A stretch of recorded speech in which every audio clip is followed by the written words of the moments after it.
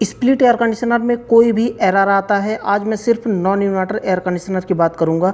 Inverter का थोड़ा सा डिफरेंस होता है एरर, क्योंकि अलग अलग कंपनी के अलग अलग एरर होते हैं, लेकिन नॉन इन्वर्टर अगर है तो उसमें क्या क्या फ़ॉल्ट हो सकता है, कम समय में मैं ज़्यादा जानकारी देने की कोशिश करूँगा।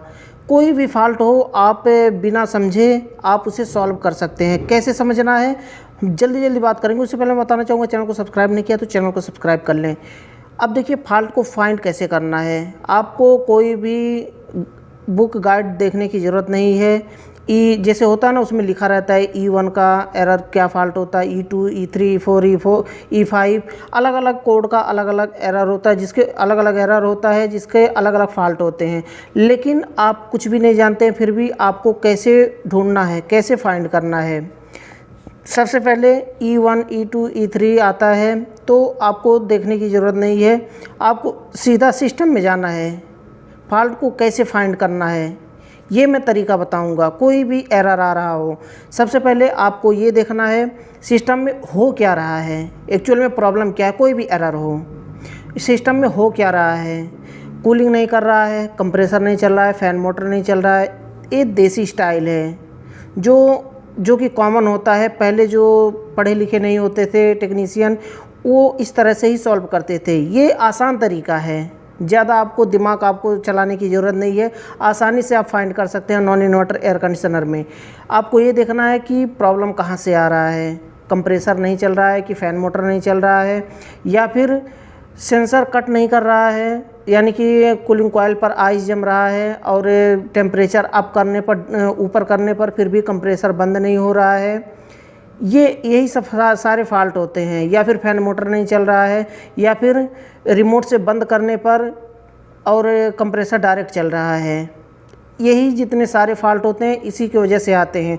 और जो कॉमन फ़ॉल्ट आते हैं, जो कॉमन एरर आते हैं, वो होता है कि आप कूलिंग कॉइल खुद देखेंगे, वहाँ पर गंदा होता है कूलिंग कॉइल, और जो फ़िल्टर होता है एयर फ़िल्टर वो ब्लॉक होता है, गंदा होता है बहुत ज़्यादा, उसके वजह से आता है एरर। अब इसके कौन से एरर आएंगे, कंप्रेसर नहीं चल रहा, कोई ज़रूरी नहीं है कि E1, E2, E3, E4 किसी एक फिक्स फॉल्ट के कारण आता है ऐसा एरर। ऐसा कुछ भी नहीं है। कंप्रेसर नहीं चल रहा है तो भी E4 आता है, लेकिन कुछ लोग कहते हैं कि सेंसर की वजह से आ रहा है, तो होता एक्चुअल में सेंसर ही होता है वो, क्योंकि अगर कंप्रेसर नहीं चल रहा है तो कूलिंग नहीं करेगा, यानी कि सेंसर काम नहीं कर रहा है। सेंसर काम नहीं करेगा तो उसे कैसे पता चलेगा कि रूम में कूलिंग हो रहा है कि नहीं हो रहा है। इसकी वजह से E4 का एरर आ जाता है। गैस कम होता है तो भी E4 आता है। अगर सिस्टम बहुत ज़्यादा गंदा होता है तो भी E4 आता है। तो कोई फिक्स नहीं है नॉन इन्वर्टर में, AC में, इन्वर्टर हो या फिर नॉन इन्वर्टर, कोई फिक्स नहीं है कि कौन सा एरर कब आएगा। इसलिए डायरेक्टली आपको जा कर के चेक करना है आउटडोर का फ़ैन मोटर चल रहा है कि नहीं, या फिर स्लो चल रहा है, या तो कंप्रेसर डायरेक्ट चल रहा है, रिमोट से बंद करने पर डायरेक्ट चल रहा है, या फिर कंप्रेसर बिल्कुल नहीं चल रहा है, कंप्रेसर हीटअप हुआ पड़ा है। इसके लिए ऑलरेडी मैं कई वीडियो बना चुका हूं कंप्रेसर ओवर हीट को लेकर के। आप डिस्क्रिप्शन में लिंक मिल जाएंगे सारे वीडियो के, जो इंपॉर्टेंट लिंक है उसके डिस्क्रिप्शन में लिंक मैं दे दूँगा, वहाँ से क्लिक करके आप उसी वीडियो को देख सकते हैं।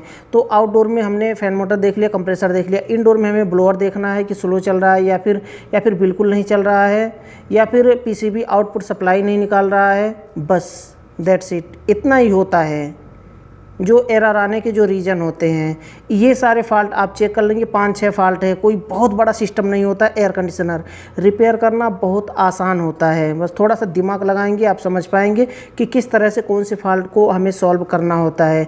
तो मुझे लगता है कि ये वीडियो छोटा सा टिप्स आपके लिए काफ़ी यूज़फुल रहा होगा। अगर वीडियो पसंद आए तो वीडियो को लाइक ज़रूर कर दें। लास्ट में बताना चाहूँगा, चैनल को सब्सक्राइब नहीं किया है तो चैनल को सब्सक्राइब कर लें और बेल आइकन को प्रेस करके ऑल पर क्लिक कर लें, ताकि जितनी भी वीडियो मैं बनाऊँ आपको सबसे पहले नोटिफिकेशन मिल पाए और वीडियो को देख पाए सबसे पहले। तो आज के लिए बस इतना ही था।